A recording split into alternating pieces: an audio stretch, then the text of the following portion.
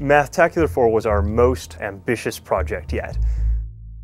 We had had scripts for MathTacular 2 and 3 in a couple scenes, especially ones with Detective Just in Time and Amber Waves.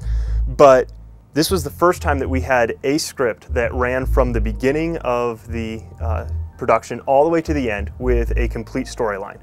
We were really blessed to have Dwayne Bolin write our script for MathTacular4. He is really funny and really creative. But in the past, we created our activities based off of the props that we had, the locations that we could get to, the stuff that we thought was within the realm of feasibility. Whereas Dwayne was just writing from a, hey, this is a great idea. So we had to change the script because he had written in the fast car location with cars and people and all this stuff. And what we had was snow, because it was Christmas break. We had empty bleachers. So we couldn't have, you know, Justin going down and talking to the pit crew. We couldn't have any of that kind of stuff. And so ultimately we had to change the line so that Amber said, I don't think they race fast car when it's this snowy. I don't think they race fast car when it's this snowy. There's an example of where the script gets changed in production to make it fit with what you can do. For MathTacular, we had a summer to shoot it. For MathTacular 2 and 3, which was originally going to be one DVD, we had a summer to shoot that as well. But for MathTacular4, we had a Christmas break, so just a handful of weeks. So that meant that we were doing 10 to 12-hour days on the set shooting.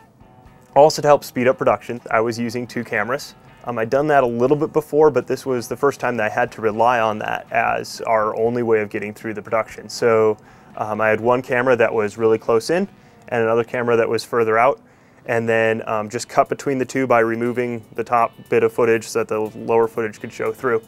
That was just one more way that we had to speed up production, but that made post-production a longer process, which is why I've been in post for a lot longer than we were on set, which is the way it should be, because it's much cheaper to be in post than to be paying your 4 people to be on set and then using your locations and all the time and effort that takes.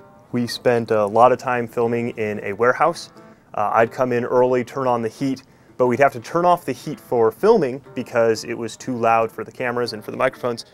So we'd start the day with 58 degrees, and then it would just drop throughout the day. That was cool. A film is created 3 times. The first time is when it is written. The second time a production is created is when you actually go to produce it, when you're actually on set filming it. The third time a film is created is in post-production. Fast Car, here it comes again, third time through. Dwayne writes it.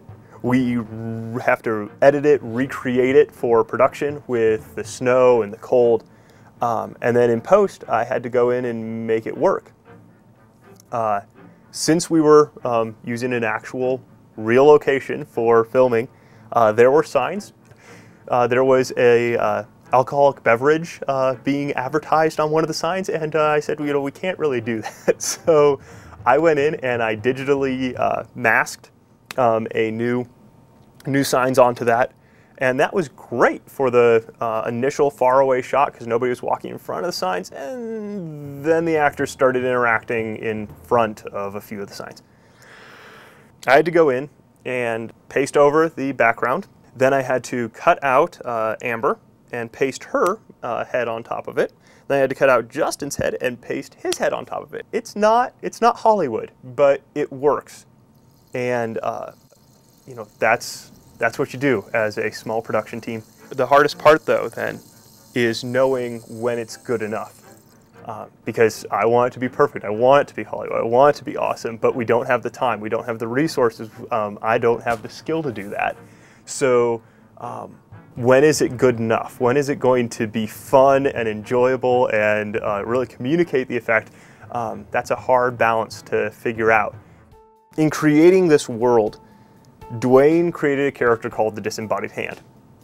The Disembodied Hand was beyond my experience. I had not done a lot of special effects. I don't have a background in special effects. I've done things when it's called for. I've been figuring out on my own, making up this stuff as I go. So I thought about it and I said, you know what? I love the character of the disembodied hand. Let's film it and I'll figure out a way to do it in post. So we'll make certain that we can do this. We'll give it a shot. So I said, let's just go for it. I tried to get as many shots as I could that were a static shot so that the camera didn't move, so that I could then use the background shot of a different take and then take the hand and then cut off parts of it so that it would just disappear, because I could paste over another piece of the film and have a disembodied hand floating around. So take a different piece of the film, paste it over, and there you've got this floating hand. But there were times when I had the camera move and I just couldn't figure out how to do it. So I just left the arm in. So it's a disembodied hand, except for in a couple of shots where it's just a hand. You kind of have to know your limitations and move on. And as long as it doesn't bother the audience, although it may bother you now because you know it's there, you know, it works. And so the important thing about special effects is that they don't distract too much and they communicate what's going on. And if it's not quite Hollywood, that's okay. I'm okay with that as long as we're being entertaining and we're educating and we're helping people understand math better in a fun and engaging way that's not distracting them from learning. It's helping them along with that. I'm okay if an arm shows up here and there in my shoot. Oh, it's my polyester! We also wanted to have a pig. We looked online for a pig that we could purchase, but we didn't really find one that we really wanted. So I said, well, why don't we just make one? You know, we're pretty ingenious. So I created the proto-pig. Proto-pig is made out of paper. I just grabbed some paper out of my recycle bin and started cutting and scrunching up paper and building stuff. And so this is a proof of concept proto-pig for polyester for MathTacular4. I love the way that proto-pig turned out. And then based off of that design, Brittany, my wife, was able to go in and create polyester out of felt and stuffing. And so this is a real pig instead of just my paper proto-pig. We knew that we wanted a lot of visuals to help make the problems come alive, help you really think through how they work, what you're supposed to do with them.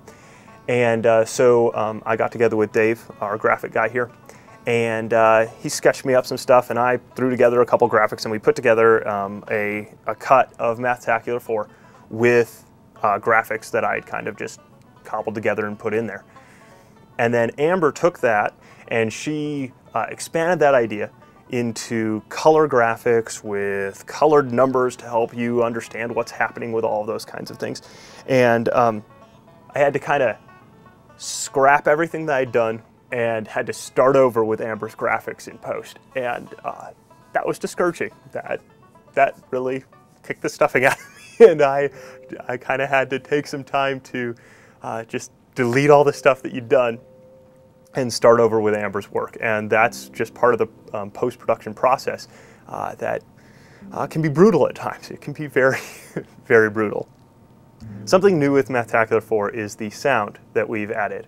We've had sound effects and a little bit of music here and there in other productions, but I really wanted to increase the amount of sound effects and even music for this production.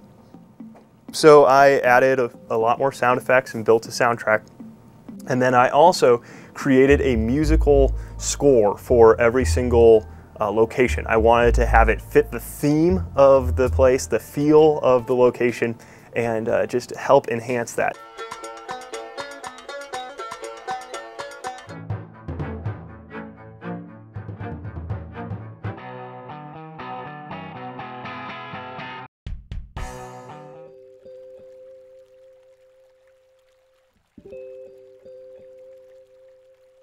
MathTacular4 is definitely our most ambitious project yet, but I think it's really paid off. It is tons of fun, which is a lot to be said for a DVD about math word problems. So yes, it's been fun and well worth the past couple of years that we've put into this thing to bring you a DVD that makes word problems come alive, fun, and unbelievably understandable.